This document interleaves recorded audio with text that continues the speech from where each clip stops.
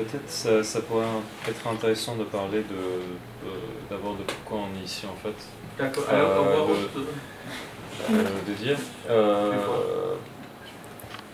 Du coup, ça fait quelques mois depuis qu'on a fondé un club au sein de l'Université de Strasbourg qui essaye de réunir des gens de plusieurs cultures différentes au sein de l'université chaque 2 semaines pour parler sur la poésie et parler surtout sur la poésie et ses liens avec les différents cours qu'on est en train de suivre à l'université aussi.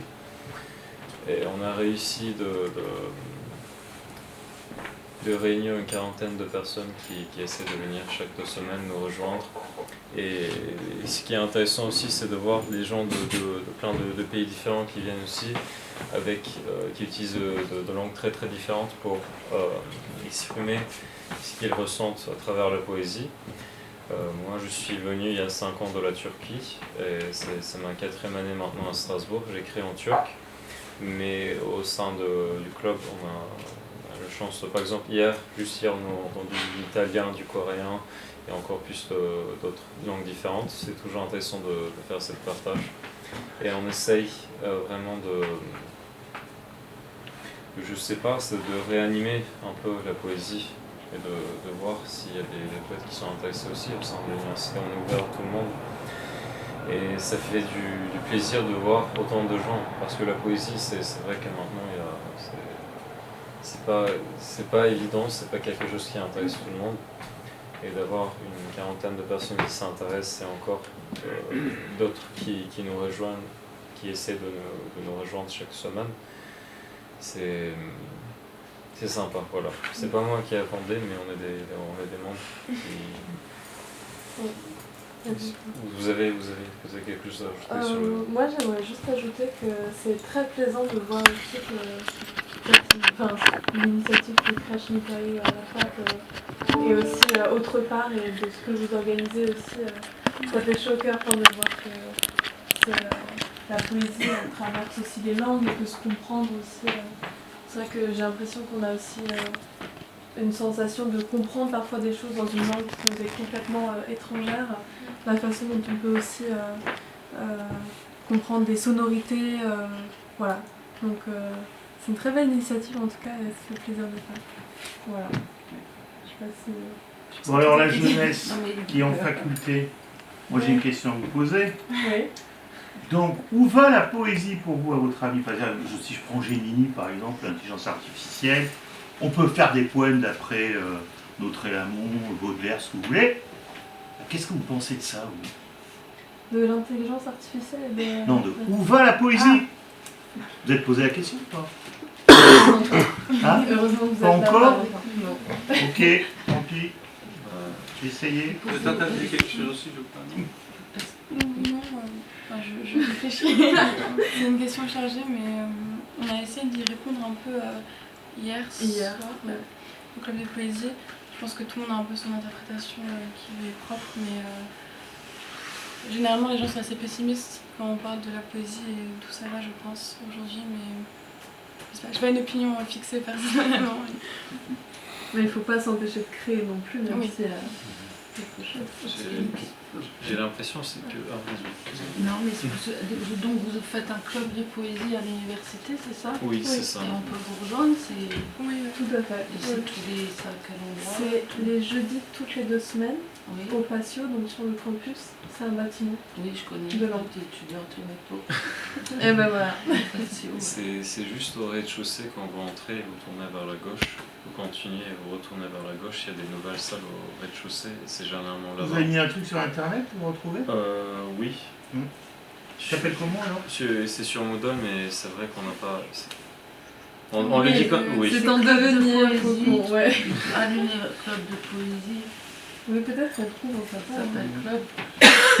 C'est nouveau, alors on va créer Oui, c'est vrai. quelque chose. Mais pour répondre à votre question aussi, j'ai l'impression que la poésie continue à persister, elle va continuer à persister je sais pas, pendant que l'humanité existe. Moi je pense qu'elle doit sauver le monde. Sauver le monde. Il y a du boulot. Oui, il y a Mais beaucoup de boulot. je suis pas la seule à l'avoir dit que la poésie sauvera le monde. c'est vrai qu'avec l'intelligence artificielle, avec tous les trucs qui se passent aujourd'hui, ça devient de plus en plus bizarre, mais je pense que ça va juste changer de forme et devenir peut-être quelque chose de plus différent, mais elle va continuer à exister. Il faut surtout la rendre vivante en visualisant. Mais la rendre vivante, c'est Bon, on va répondre sur la... Merci. Non, en fait, la question était où va la poésie. Et je pense que, en fait, elle n'a pas besoin d'aller quelque part.